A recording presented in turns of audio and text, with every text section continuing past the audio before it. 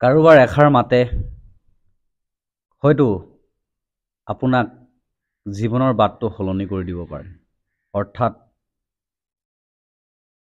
আপুনি যাৰ লগত কথা পাতে, যোনে আপোনাক বুজি পায়, যোনে আপোনাৰ জীৱনৰ সকলোবিলাক কথা জানে, আপুনি কি কৰিবলৈ গৈ আছে আৰু কি কৰি আছে, সেই যে আপুনি কিবা এটা কামৰ পকৰত লাগি আছে, কৰিবলৈ চেষ্টা কৰি আছে, কিন্তু আপুনি হতাশাত ভুগিছে, কৰিবলৈ মন যোৱা নাই, আপুনি এৰি দিব বিচাৰিছে কামটো কৰিব নোৱাৰিম বুলি।